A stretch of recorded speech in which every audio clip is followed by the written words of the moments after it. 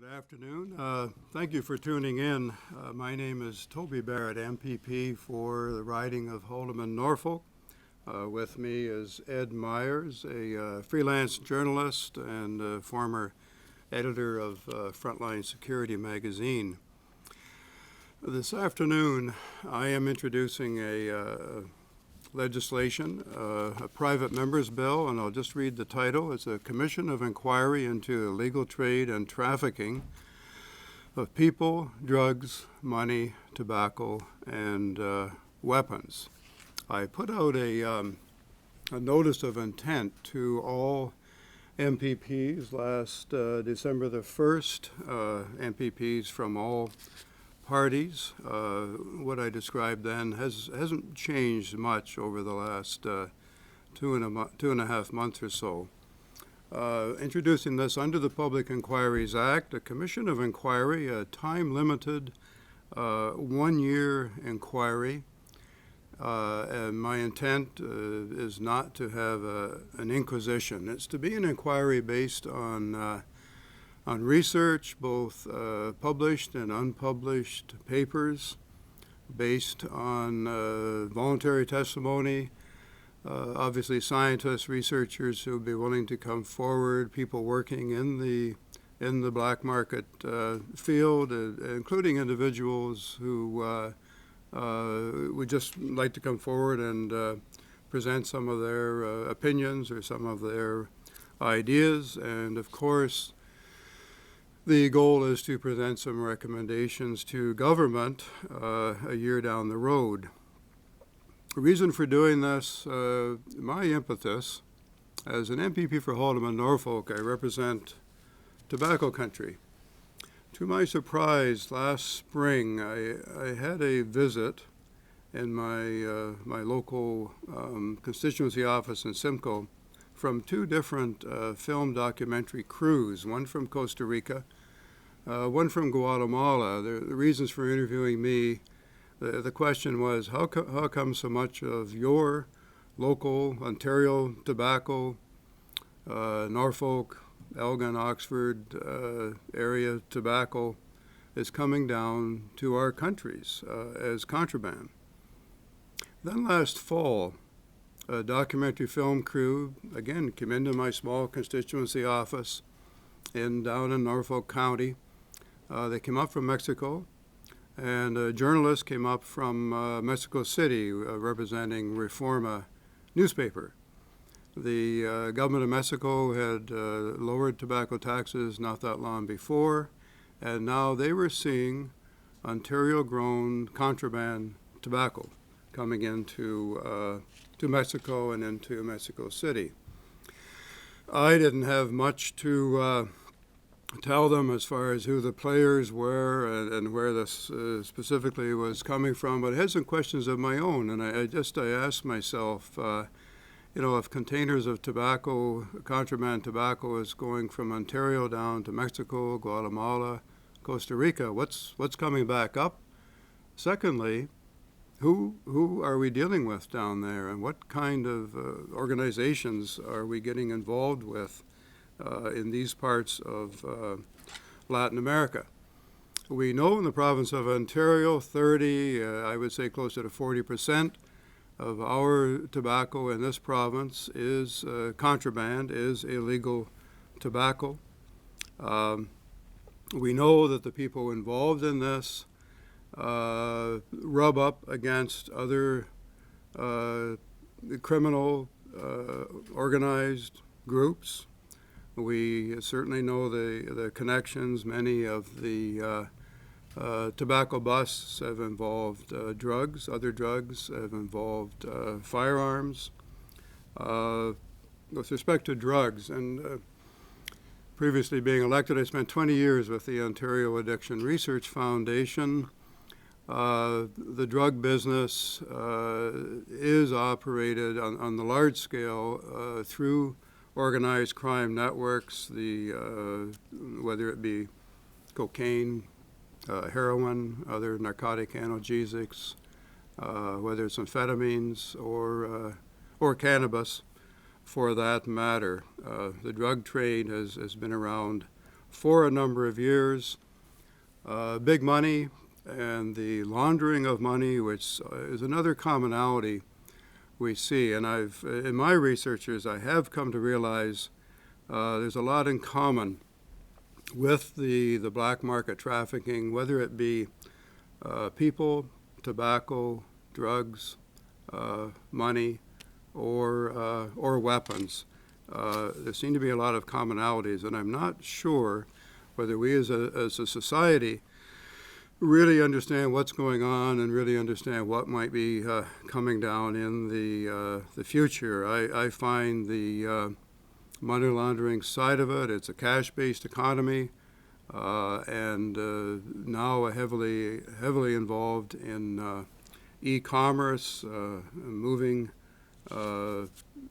illicit gains, perhaps through the stock market, through online gambling, through casinos, auctions, e-commerce, Bitcoin for that matter. And I'm not sure whether the Ontario government is truly up to speed with respect to a lot of this. So I'll leave this with my question. Again, are we as a society up to speed with what is going on out there with the illegal trade and the various substances and people, humans that I've been talking about it? What role should Ontario be playing in the future? Do we leave this up to the federal government? Do we leave this up to the United States? Do we leave it up to the police? Our OPP, I give credit for the formation of the Guns and Gangs Task Force, for example. I give credit for the recently formed OPP Task Force with respect to tobacco enforcement. Again, I think the police are doing a good job in consideration of what they have to deal with and in consideration of the resources that they have to work with. So hence my call through legislation introduced this afternoon for a commission of inquiry. Take a look at this, take a look at the research, pull together all of the knowledge, and this legislation will be debated March the 10th. I would now like to turn the table over to Ed Myers, as I mentioned, a freelance journalist, former editor, Frontline Security magazine. I've worked with Ed and his associates for a number of years, primarily on the tobacco business, just because of the nature of my writing. I appreciate Ed coming here. He's flown in from North Carolina just to join us this afternoon. Ed, I'll pass it over to you. Thank you, Toby.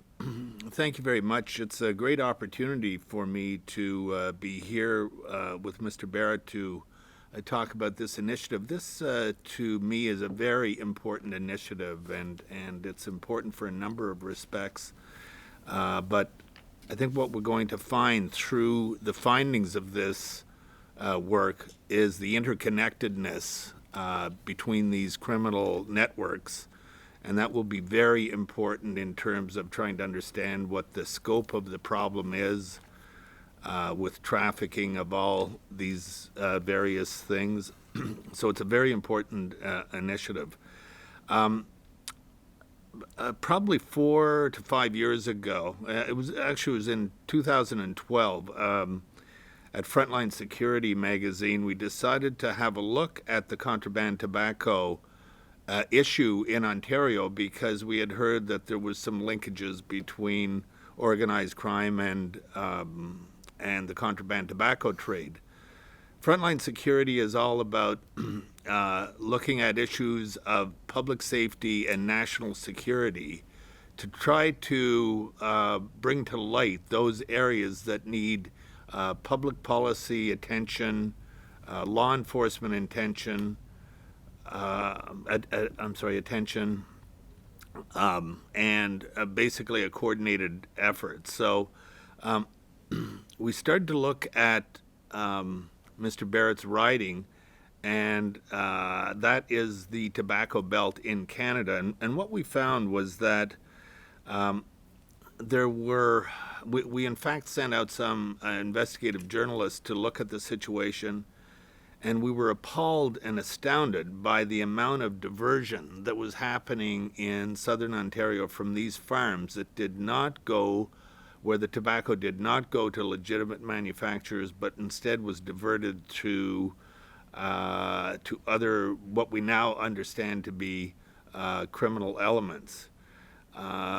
We investigated this at some depth and found out that it's innocent farmers that are being corrupted by the lure of big money for their crops if they get into arrangements with organized crime. So we continued to look at this thing and to examine the issues related to, like, where are the linkages with organized crime. What we found out was that there are millions of dollars from this illegal trade that are being diverted from Ontario and Canadian tax coffers into the hands of organized criminal groups. And one of them, for example, just to give you some indication as to the level of damage that happens with this, is in 2009, Robert Fowler, a Canadian diplomat, was kidnapped and held for ransom by a fellow that we now know as Mr. Marlborough. His name was Mokhtar Belmokhtar, the one-eyed sheikh, who you will have probably seen in press reports as being the gentleman that last November was involved in the Burkina Faso attack in Africa, where 28 people were killed, including 6 Quebecers that were on a mission of peace to the area. And this is Mr. Marlborough. This guy is known worldwide for being a terrorist that uses the proceeds from the illegal tobacco trade to conduct their operations. So, besides just trying to uncover these links between tobacco, diverted tobacco, and organized crime, at Frontline we also went to another area where we decided that there are some issues with governance in Canada that have made this pernicious activity prevail, and it's really the fact that the government, first of all, taxes cigarettes at such a rate that it drives people to the black market, and they have not got the wherewithal. Well, they have the wherewithal, but they don't have the fortitude to go ahead with trying to put together the elements that are required to make sure that tobacco in this province is monitored so that it does not fall into the black market and does not thereby fuel these criminal networks. And the problem isn't just with the Ontario government. In fact, they've taken steps recently, as Mr. Barrett has indicated, where through the recently stood up task force on tobacco, the OPP task force on tobacco, there's some real effort and resources being put into now to identify where the problems are and to provide the resources that are required to investigate and prosecute people who are involved in this criminal activity. What we found out as well, and there's more to be discovered through the Commission of Inquiry that's being proposed here, is there's very close linkages between the contraband tobacco trade and the trade in the other trafficking elements that are being addressed in this, including human trafficking, weapons, and drugs. As recently as a year ago, I guess it's 2 years ago now, there was a bust in Montreal where 400 police officers swooped down on various organizations within the province and found 80,000 pounds of tobacco that were being brought up from North Carolina and being manufactured and flood the markets in Canada, and as it turns out in places in Latin America as well. So what that operation did, it was called Operation Lycos. It also uncovered that the same trade routes that were being used to deal with contraband tobacco were also used to traffic guns, traffic humans in the sex trade, and to traffic drugs. The thing is that all of these networks interrelate, and they depend on each other to supply the protection that is needed by in fact Hell's Angels and other groups like that, and the trade routes to get to places throughout the world that are interested in buying the guns, the women, the tobacco, whatever it is. These are very much linked, we believe, and it seems to me that this Commission of Inquiry is going to be an excellent vehicle for unearthing a lot of these links between these networks, and with some teeth now in legislation like Bill C-10 that amended the criminal code, like the developments that are happening with the OPP in Ontario, and especially with this. I think that this initiative is very important in terms of being able to get a clear and deep understanding of all these linkages, how they work, where the problems are, and what is to be done to fix them. I think it's good timing for all of this. So, Toby, I'll send it back to you. And all right then. Yeah, thank you, Ed. And just to wrap up, in fact, you described my area as the Tobacco Belt. It has been for 100 years. We're also the Bible Belt. We're farm country. We're a small town, rural Ontario. That's our culture. The black market trade in human beings and tobacco and drugs and money and weapons is not part of our culture. This is not part of the culture of the province of Ontario. And I am hoping through this inquiry, through further work, we have government for a reason. I sincerely hope, because I have somewhat a foreboding that things are moving quickly and the problems are going to be larger down the road. I sincerely hope the province of Ontario can get out in front of this. Thank you again. Thank you.